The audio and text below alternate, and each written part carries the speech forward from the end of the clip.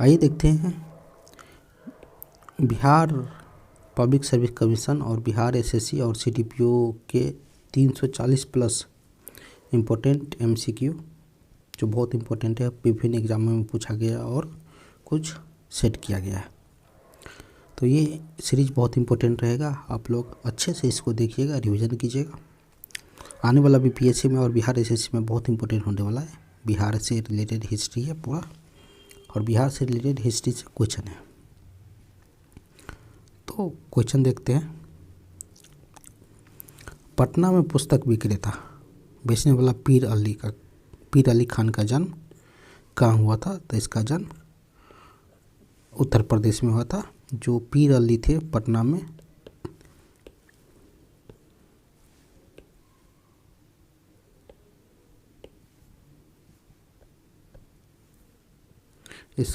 ये 3 जुलाई 1857 के से सर्वप्रथम इसी ने 1857 के आंदोलन किया, 3 जुलाई 1857 में। तो इसका जन्म कहाँ हुआ था? तो उत्तर प्रदेश में। निम्नलिखित में से कौन भारत छोड़ो आंदोलन के समय जयप्रकाश नारायण के साथ हजारीबाग जेल से भाग निकले थे? तो इसके साथ से जोगिंदर शुक्ला, सूर्यनारायण सिंह, शालिग्राम सिंह और गुलाबी सोनार थे। उपयुक्त में से एक से अधिक आंसर होगा। पटना में 1908 में आयोजित प्रथम बिहार राज्य सम्मेलन की अध्यक्षता किसने की थी? तो पटना में 1908 ईस्वी में आयोजित प्रथम बिहार राज्य सम्मेलन की अध्यक्षता पटना से अली इमाम ने की थी। और मोहम्मद फखरुद्दीन जो सेकंडपुर में सेकंड हुआ था, सॉरी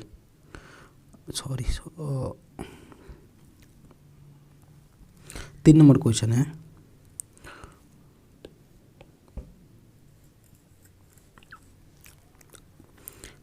तीन नंबर क्वेश्चन है कि पटना 1908 में आयोजित प्रथम बिहार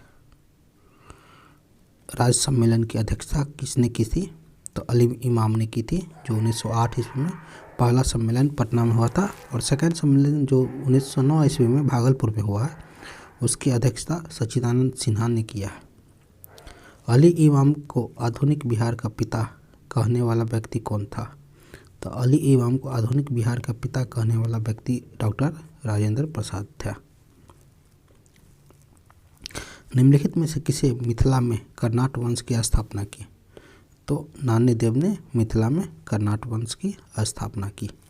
6ठा नंबर क्वेश्चन है कि 16वीं शताब्दी में किसने मिथिला के में छात्रों के परीक्षा की एक नवीनतम पद्धति द्योत परीक्षा की शुरुआत की? तो 16वीं शताब्दी में मिथिला में छात्रों की परीक्षा की एक नवीनतम पद्धति द्योत की परीक्षा की शुरुआत महेश ठाकुर ने किया था। 7 नंबर क्वेश्चन है कि निम्नलिखित में किन्हें जननायक कहा गया था? तो जयप्रकाश नारायण को जननायक कहा गया था। राजेंद्र प्रसाद का जन्म कहाँ हुआ था? तो राजेंद्र प्रसाद का जन्म सिवान में हुआ था। मिथिला भाषा रामायण की रचिता कौन है? तो चंदा झा मिथिला भाषा रामायण की रचिता है। फणीसर नाथ रेणु कीर्तित मैला आंचल क्या है? तो आंचलिक एक उपन्यास है। बिहार के प्रसिद्ध बड़ी दरगाह कहाँ स्थित है? बिहार की प्रसिद्ध बड़ी दरगाह बिहार शरीफ में स्थित है।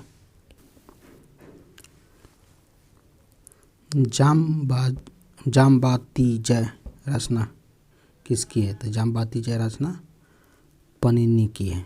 जामबाती जय रचना पनिनी की है। पावापुरी स्थित जल मंदिर किससे समर्पित है? तो पावापुरी स्थित जल मंदिर महावीर स्वामी को समर्पित है। विख्यात सूफी संत पीर हजरत मखदूम या मनेरी का मजार बिहार में कहाँ है? तो पटना में। सीताजी का जन्म कहाँ हुआ था? जनकपुर में। बिहार में पिंडदान कहाँ कराए जाते हैं? तो गया में। निम्नलिखित में से बिहार का कौन सा शहर प्रांत क्षेत्र मध्यकाल में शहंशाहों का शहर कहलाता था? तो आरा। बिहार में बरावर की गुफाएं कहाँ स्थित है? तो बिहार में बरावर की गुफाएं गया और जहानाबाद दोनों में स्थित है। बिहार के प्रथम गवर्नर कौन थे? तो बिहार के प्रथम गवर्नर जयरामदास दौलतराम थे। 1936 में बिहार विधानसभा को प्रांतीय सूची और संवर्ती सूची में के विषयों पर कानून बनाने के अधिकार प्राप्त हुआ था। इस सूची में कितने विषय शामिल थे? तो इस सूची में 54 और 36 विषय शामिल थे। बिहार के कार्यपालिका में शामिल क्या है? तो राज्यपाल, मुख्यमंत्री, मंत्रिपरिषद और महाधिवक्ता उपयुक्त में से एक से अधिक।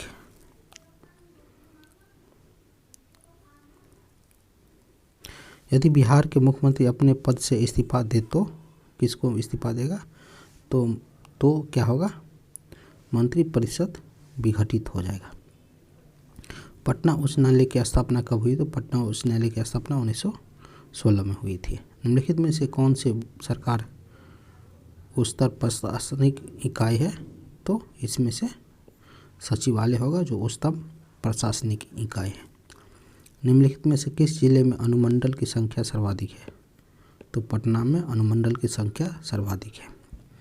निम्नलिखित में कौन बिहार विधानसभा का अध्यक्ष पद पर सर्वाधिक दिनों तक रहा था? तो बिंदेश्वर प्रसाद वर्मा ने सर्वाधिक दिनों तक रहा था। बिहार उड़ीसा को मिलाकर बंगाल से पृथक एक स्वतंत्र राज्य बनाने की घोषणा जॉर्ज पंचम द्वारा कब की गई थी? तो 12 दिसंबर 1911 को। बिहार एवं उड़ीसा संयुक्त रूप से राज्य के प्रथम उपराज्यपाल निम्नलिखित में से कौन थे? तो सर चार्ल्स स्टुअर्ट बेली थे।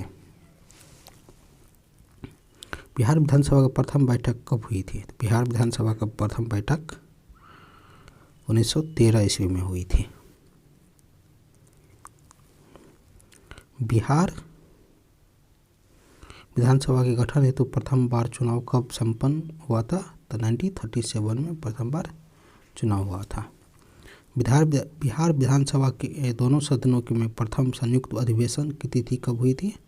तो 22 जुलाई 1937 को हुई थी। स्वतंत्र भारत की पहली औद्योगिक नीति कब बनी थी? 1948 में। औद्योगिक नीति 1956 में उद्योग को कितने श्रेणियों में बांटा गया था? तो 3 श्रेणियों में। भारत के आर्थिक सुधारों का प्रारंभ किया गया था कब? तो 1991 में जो LPG रिफॉर्म लाए थे। बिहार के मानवीय संसाधनों के विकास की गति क्या है? तो धीमी है। बिहार की किस जिले में सर्वाधिक संख्या में उद्योग स्थापित है? तो पटना में।